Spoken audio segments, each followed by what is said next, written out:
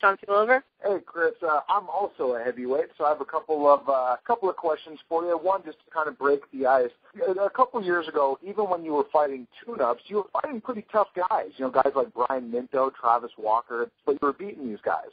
The last couple fights and the fight you have coming up, Nagy Aguilera, Kendrick Rutherford, seem to be steps down. Is this promotional reasons to do this, or is it that you want to work with your new trainer and work on stuff that he's showing you? Well, I still have the same trainer. I didn't change trainers. You know, I went just one fight. I went with Ronnie Shields, and then I went back to my old trainer. But you know, me personally, I'm just taking what they give me. I'm not the promoter. I'm not the guy who's saying who am I fighting. My job is just to fight, plain and simple. I'm not worried about who I'm fighting. You know, regardless, I believe that any fighter that's going to fight me is going to step up to the plate and it's going to come in the best shape that they probably can and give themselves the best position to beat me. So I got to do the same for myself. Okay. Well, also, you know, as I said, I'm a heavyweight. You're one of the biggest names in the heavyweight division. You know, I myself have been calling out David Tua, as you were earlier in your career, and I think you're still kind of gunning for that fight, but neither one of us have got it, and it doesn't look like we will. You know, I've been looking to get big fights on TV and stuff like that. You know, I think I have a very exciting style. I think you're probably the most exciting heavyweight out there, and I thought that me and you would be a good fight. Do you have any plans after Relaford, or what's your future plans? You know what? My future plans, whatever Dan Goosen has in store for me, whatever Dan, Al Heyman, and Henry Ramirez and Wes Crockett, whatever they say, that's what goes. You know, my job's to fight. You know, I duck nobody. I fear no man. You know, I'm willing to fight anybody. It doesn't matter who it is. You know, I mean, I don't know who you are. But shit, I'll fight you too if I had to. You know, it doesn't really matter to me. I'll fight to fight. You know, I love boxing. You know, and like you said, styles do make fights, and people love watching exciting heavyweights. So you never know; it could always happen. I'm a couple spots ahead of you in the WBO. I'm ranked number 11 WBO, number 9 WBC. So I always thought that it was a fight that would definitely be TV worthy and be a good fight for you and a good fight for me to kind of hit the scene. I think it'd be something that the fans would enjoy. Yeah, of course fans will love to see me smack you around. You know, it's something that fans will love to, people will love to watch. You know, and, you know, it's not a problem with me. I'm not the person you need to call and then ask for a fight for, you know. For that, you need to call Dan Goosen. Because, you know, I'll fight anybody who tells me to fight. You know, basically you could call me a pump, whatever you want to call it, but that's what I do. You know, I'm in the hurt business. I'm into the fight. And honestly, if you want some of me, you know where you can find me. I'm willing to fight anybody, bro.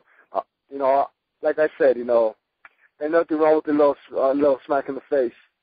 All right, well, I have one final question for you, Chris. You have a lot of fans, obviously, that went out and supported you that night. Anything you want to say to them? No, everybody that came out there, anybody that watched it on YouTube, whatever they watched it on, man, I appreciate it.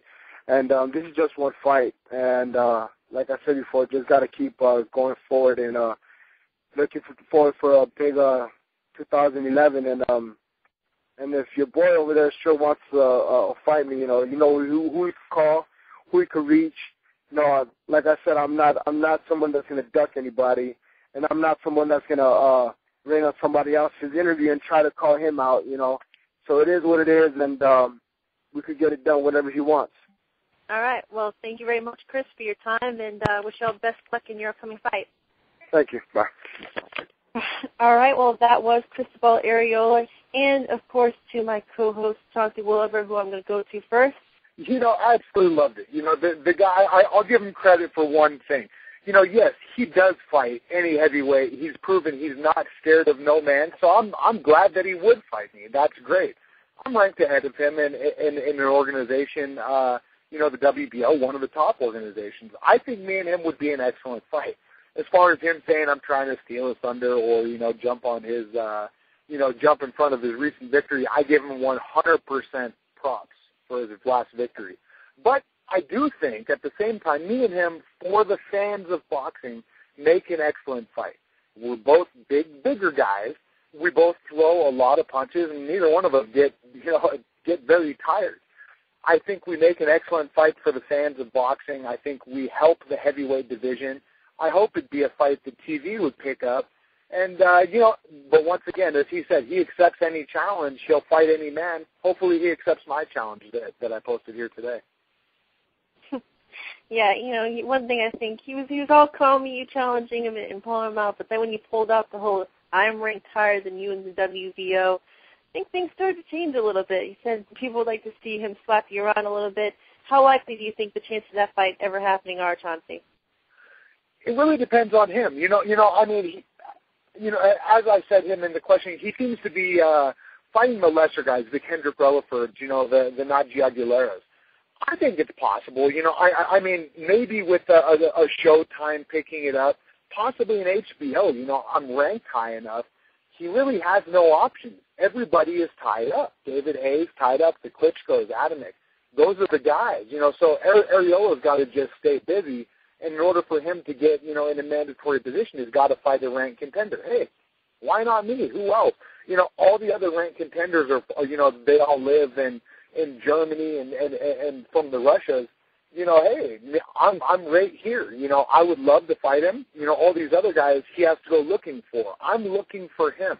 Hopefully his promoter, is listening to this, and will make the fight. But as he said, we will definitely get a hold of his promoter, and it really is up to Goosen.